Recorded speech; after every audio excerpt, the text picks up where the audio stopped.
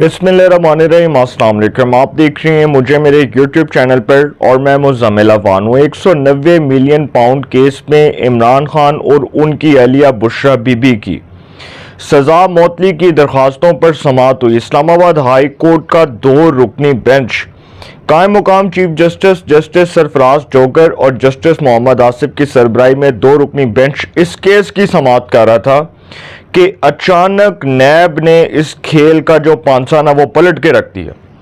नैब ने special prosecutor की तैनाती के लिए अदालत से वक्त मांग लिया। नैब ने कहा कि जी हमने स्पेशल प्रोसिक्यूटर की तैनाती करनी है, लिहाजा हमें वक्त दरकार और हमें वक्त दिया जाए। अदालत ने इस केस की समाअत 11 जून तक मुलतवी कर दी।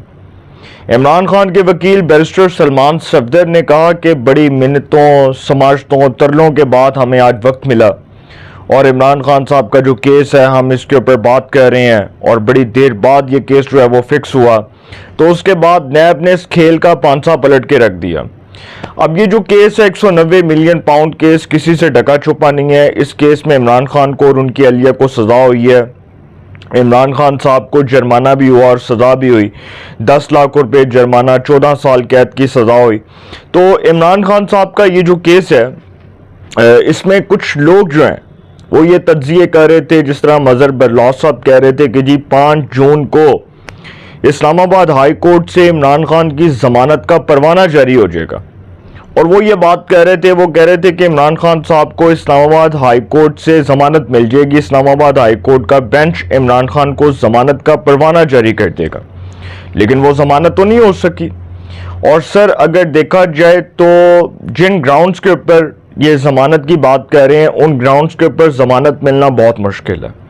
सबसे पहले तो नैब ने इस केस में लीगली तौर पर यह साबित कर देना कि जो इमरान खान साहब ने और उनकी अहलिया ने 190 मिलियन पाउंड केस में मलिक रियाज के साथ बार्गेन की। जो मलिक रियाज के साथ इनका जो समझ लें कि जो प्लान बना हुआ था, जिस तरह मलिक रियाज साहब ने इस केस में इमरान खान साहब को बहुत सपोर्ट किया। जो अलकादर ट्रस्ट की ज़मीन है उसके हवाले से भी खान साहब की अहलिया के ऊपर इल्ज़ाम है। फिर ये भी कि जी खान साहब की अहलिया के नाम पर वो ट्रांसफ़र की गई किस तरह से। अब ये कुछ लोग जो ये बात कह रहे हैं कि जी ये करप्शन का केस नहीं है, सर ये करप्शन है। ये चीज़ करप्ट प्रैक्टिसेस के जो है ना ज़ुमरे में आती है। एक शख्स वज़ीर आज़म हो, वो इस मुल्क का जो है वो चीफ एग्जेक्टिव हो। वज़ीर आज़म मुल्क का चीफ एग्जेक्टिव होता है। कौमी असम्बली में वो कायदे ऐवान हो और वो आर्टिकल 62 और 63 के ऊपर पूरा ना उतरता हो और उसने हलफ उठाया हो बतौर वज़ीर आज़म कि मैं सदके दिल से हलफ उठाता हूँ कि मैं खुलूस नीयत से पाकिस्तान के आइन और कानून का वफादार रहूँगा, मगर उसके बाद वो 2 नंबरी करे, उसके बाद वो डिसऑनेस्ट साबित हो जाए और उसको सज़ा हो जाए, तो इट मीन्स कि वो 62 और 63 की शिक के ऊपर पूरा नहीं उतरता, लिहाजा वो पब्लिक ऑफिस को होल्ड नहीं कर सकता। तो खान साहब को जो सज़ा हुई है वो तो वज़ारत उस्मा के बाद हुई है ना। वज़ीर आज़म के तौर पर तो उनके खिलाफ कायदे ऐवान के तौर पर तो उनके खिलाफ तहरीक में एतमाद आई थी और वो तहरीक में एतमाद कामयाब हो गई कि असम्बली के अंदर अक्सरियती मेंबरान का बतौर कायदे ऐवान उन पर एतमाद ना रहा और एतमाद ना होने की वजह से जो असम्बली के अंदर तहरीक में एतमाद थी उस पर वोटिंग हुई और इमरान खान साहब कायदे ऐवान ना रहे, वो फारग हो गए। वो तो आईनी तरीके से निकले, आपको ये नहीं कह सकता कि वो गैर आईनी तरीके से निकले। लेकिन वो लोग जो लोगों को बेवकूफ़ बना रहे थे कि जी खान साहब की ज़मानत होने जा रही है, खान साहब की ज़मानत होने जा रही है, और मैं हैरान हूँ उन लोगों के ऊपर कि जो सोशल मीडिया के ऊपर बैठ कर खान साहब की ज़मानत के परवाने जारी कर रहे हैं, जिन्होंने ट्विटर के ऊपर, फेसबुक के ऊपर, व्हाट्सएप के ऊपर, इंस्टाग्राम के ऊपर, सोशल मीडिया के तमाम पब्लिक प्लेटफॉर्म्स के ऊपर ये रट लगाई हुई थी, रट.com लगाया हुआ था कि जी खान साहब की 5 जून को ज़मानत हो रही है, तो सर ज़मानत का प्रोग्राम तो बढ़ गया। नैब ने स्पेशल प्रोसिक्यूटर की तैनाती के लिए अदालत से वक्त मांगा और अदालत ने उनको वक्त दे दिया। अब 11 जून को इस केस की समाअत होगी। अच्छा, पीटीआई उन्हीं जजेस के सामने ये मुकदमा लेकर गई है जिन जजेस के ऊपर उन्होंने अदम एतमाद किया था।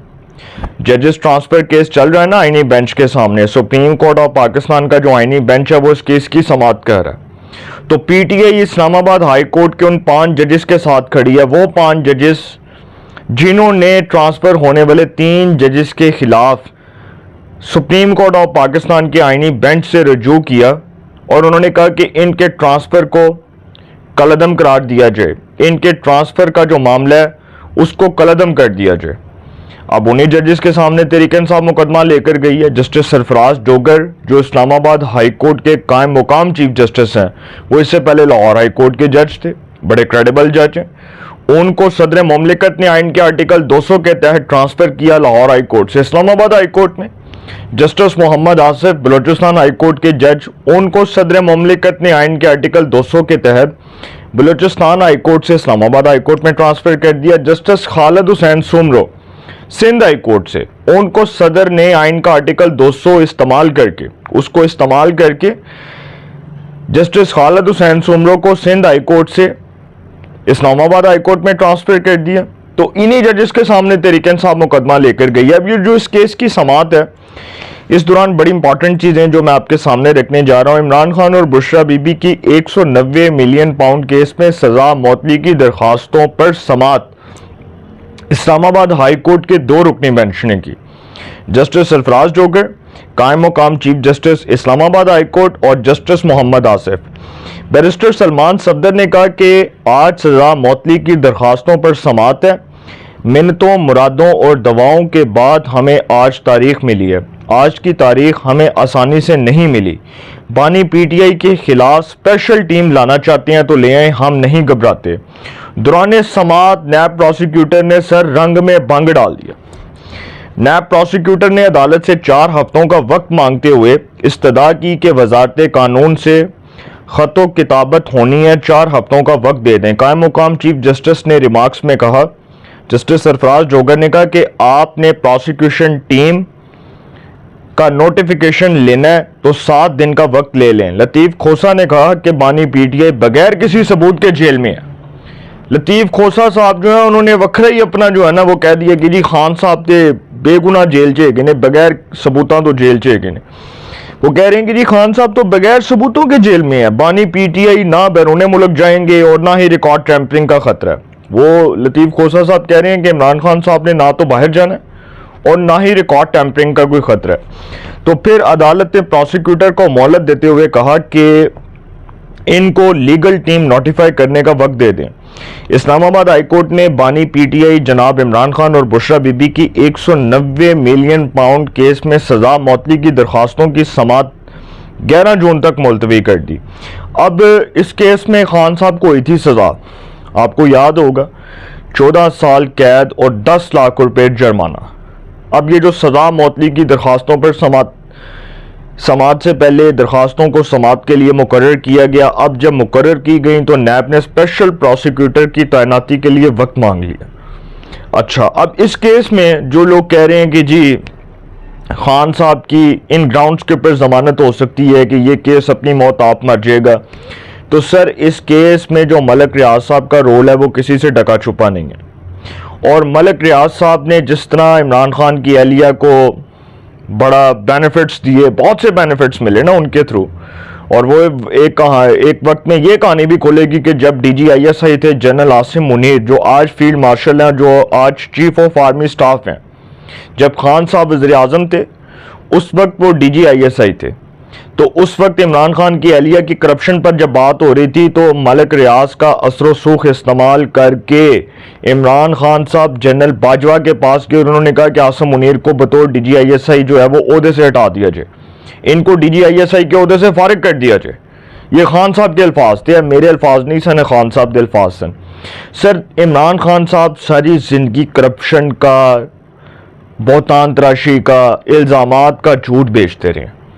और शरीफ ख़ानदान के ख़िलाफ़ जो पैनामा का केस था उस दौरान ये कहा करते थे कि ये करप्ट ख़ानदान है, इनकी बैरून मुल्क जायदादें हैं, इन्होंने एवन फील्ड के अपार्टमेंट्स बनाए, इन्होंने जो है वह बैरून मुल्क जायदादें बनाई हैं, इनके बच्चों के बाहर महलात हैं। तो खान साहब की जब अपनी जो है ना सियासत की किताब जब बुरी तरह एक्सपोज हुई, जब उनका अपना रवैया, अपना किरदार कौम के सामने बेनकाब हुआ, तो लोगों को पता चला कि अलकादर ट्रस्ट का जो केस है उसके चेहरे से जब पर्दा उठा तो लोगों को पता चला कि खान साहब का असल किरदार क्या है। लोगों को पता चला दुनिया का कोई भी शख्स चाहे कितना ही बेवकूफ़ क्यों ना हो, वो ये नहीं कह सकता कि इमरान खान 100% सादिक और अमीन है।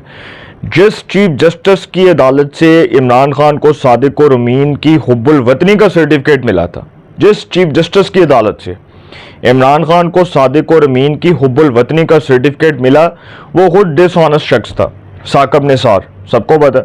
उसके बाद इमरान खान साहब के खिलाफ फैसला आया तोशाखाना केस का, उसके बाद अलकादिर ट्रस्ट का, बहुत से केसेस के फैसले आ रहे हैं, देख लेना आप। तो सर, जो लोग इमरान खान की सादिक और अमीन की हुब्बुल वतनी का सर्टिफिकेट दे रहे थे और जो कह रहे थे कि ये सादिक और अमीन है, तो सर आज उन लोगों का भी सर शर्म से झुक गया। और शर्म से क्या झुक गया, शर्म से जो है ना वो पानी पानी हो गया कि सर लोगों ने किस डटाई और बेशर्मी के साथ झूठ बोला था, और आज वो लोग खान साहब के एक्सपोज होने के बाद खुद एक्सपोज हो गए। अपनी राय का कमेंट्स में ज़रूर इज़हार कीजिएगा। इंशाल्लाह एक नए सेगमेंट के साथ फिर मुलाकात होगी। अपना बहुत ख्याल रखिएगा। अल्लाह के पास।